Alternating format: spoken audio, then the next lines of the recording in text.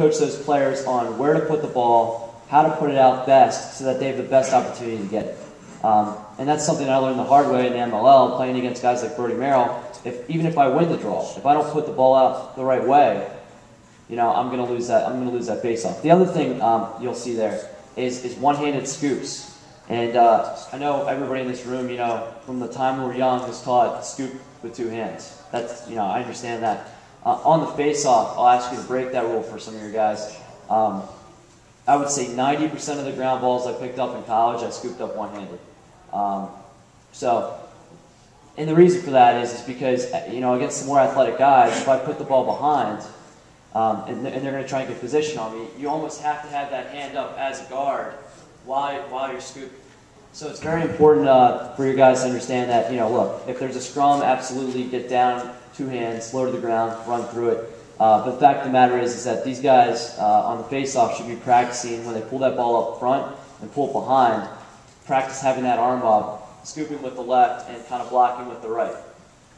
That's extremely important. So keep that in mind when you guys are coaching in college, high school kids. Yes? Did you ever get called for warding off? I never once got called warding off. There's a couple times actually, you know, guys were right on my back and, you know, I'd take a dive, maybe grab them, pull them down a little bit. But no, I never got called for warding off. You just really need that hand there, you know, kind of just to ward off checks and things like that. But like I said, I mean, I scooped up 500 ground balls in college and 95% of them I would say were one-handed. So, I mean, most of them. And it's not, you know, a great habit to develop, like when you're running through a pile, you'll get killed. But as far as when there's two guys at the X and there's a fast break or somebody's pulling the ball behind, to create that separation, you really need that right hand up. Any questions on this? Okay, so here what I'm demonstrating is how to create that separation on a clamp. As I step into his body, that allows me to get this clamp. So I'm stepping and pulling behind. To show you one more time. As David approaches the ball, if he's my opponent, I'm coming in, I'm punching, stepping, and pulling behind. Okay, so one of the things you guys are seeing there, if you look at my right hand and you watch it, my right hand on this move, I'm actually punching my fist into his stick. And I can't emphasize that enough, how important that punch is, that right fist. That's what's creating the separation between his stick and mine. That's what's allowing me to win that ball. And everybody, you know, they ask me, what's the thing I can do to work on for my clamp, for my pinch, for my plunge? What's the best thing I can do to work on? Punch that right hand hard. The right hand is the key to that move. It's all those moves. That's what's creating the separation with the stick. So as you guys can see, Coach Tamburino is down facing off against me here, and this will play.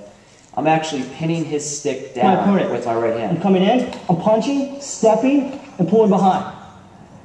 As you guys can see, that separation now I'd like to do one full speed to show you guys what it should look like live. So we approach the ball, David comes down.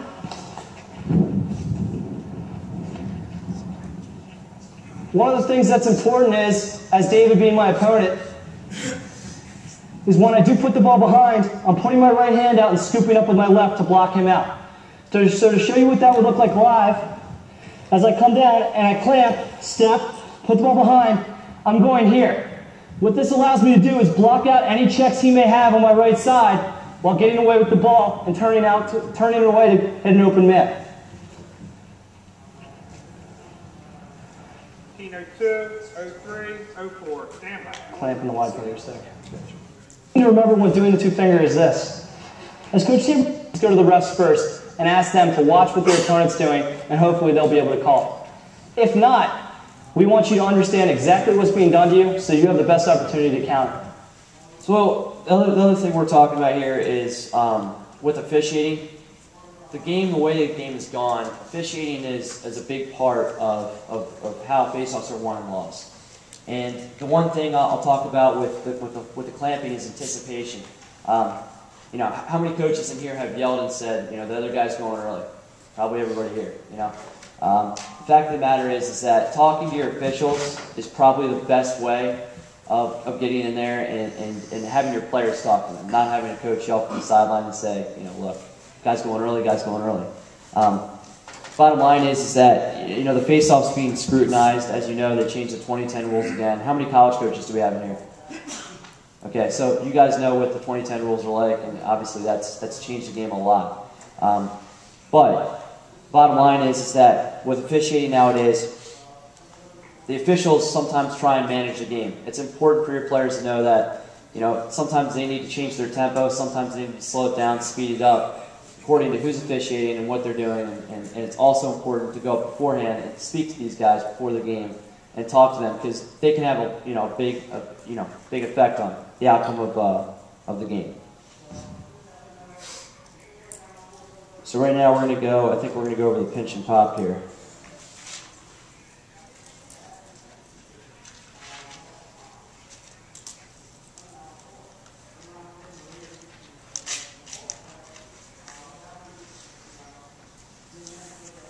This is very slow. Questions on anything? You're traditionally losing after that threat. Are you doing some counter, or are you getting less resistant to try and steal his out? If I'm a traditional guy losing to a guy on the clamp, what was the second part? I was saying, how much resistance, how much fight are you giving, as opposed to, he's got the clamp, you're not going to get your head under his head.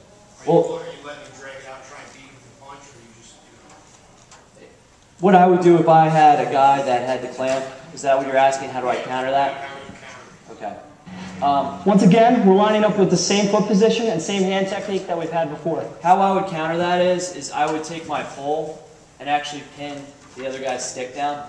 And this is another thing that the referees can decide to call or not call. And what you'll see is that if somebody has the clamp and the ball is in their stick, if I take my pole and I put it on top of their pole, as long as my hand is not physically pinning down their stick, that is a legal move.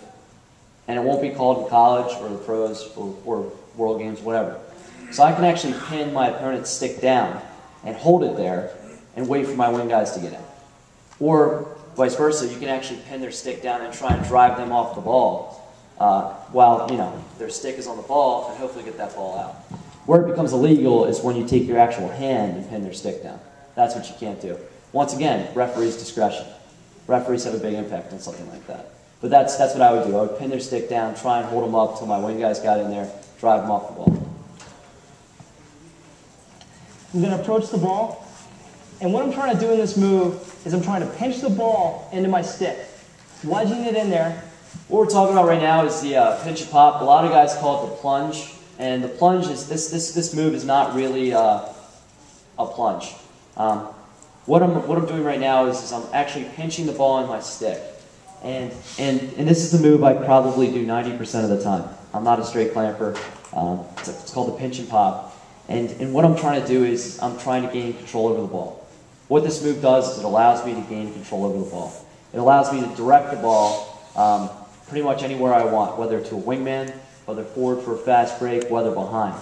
So what it allows you to do is, as opposed to a clamp, as opposed to a rake, as opposed to a jam, where the move, you don't have much control over the ball, this gives you total control. It allows you to also create transition off the face-off and create some fast breaks. Pulling it out for a fast break, as well as you can also pull it behind. Now, most coaches, when they talk about clamping and pinching the ball, they say never lift up your backhand. Well, that's false, and the reason is this. When I do my pinch and pop, I am pinching the ball in my stick. As you guys can see, the ball is now wedged in my stick. The reason coaches tell you not to lift up your backhand on the clamp is because a guy has an opportunity to sweep underneath your stick and get the ball loose. But in the pinch and pop, I'm coming in, I'm punching my right hand in, and lifting up my back left hand at the same time, creating a wedge around the ball. Once again, as I come in, I'm punching my hands in, rolling this top hand, and lifting up my top left hand, creating that pinch. Now, when doing this move, it's very important to step. Once again, we step not only